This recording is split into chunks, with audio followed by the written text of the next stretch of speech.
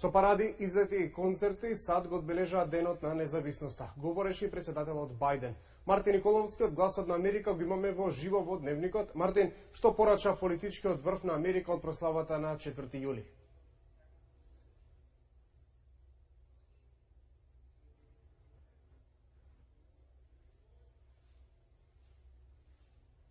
Колега, добро вечер од Вашингтон. Луѓе од сите возрасти ширум Соединетите Американски држави и покрај пеколните жештини, но и обилните дождови во некои сојузни држави, учествуваа во активностите на 4 јули, прославувајќи го основањето на нацијата со паради, надпревара за јадење, хот-дог и огномет во време на долготрајни политички поделби.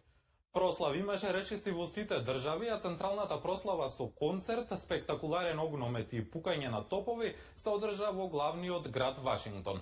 Председателот Џо Бајден го гледаше огнометот во Вашингтон со семејството во Белата куќа.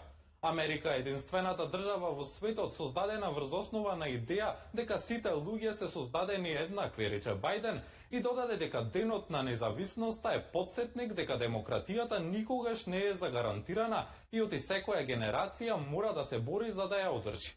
Инаку Мартин, 4 јули можеби е најпатриотскиот ден во американскиот календар. Денот на независноста ја слави одлуката на 13-те првични колонии да се откажат од британското владење и да ги формираат Соединетите Американски држави. Токму на денот на независноста судиите им ограничија на представниците на Бајден да контактираат со компаниите за социјални медиуми. Што предвидува оваа пресуда?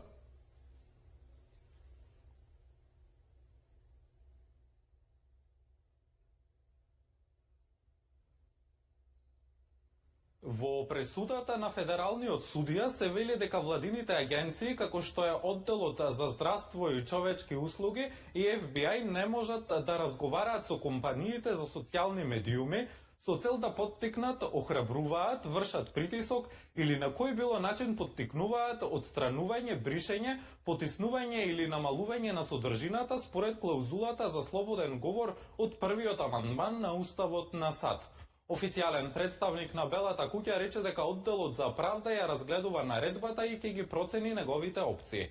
Наредбата исто така спомна имиња на официјални лица, вклучително и секретарот на Одделот за домашна безбедност Алехандро Мајоркас и Джен Истерли, која ја предводи Агенцијата за сајбер безбедност и инфраструктура.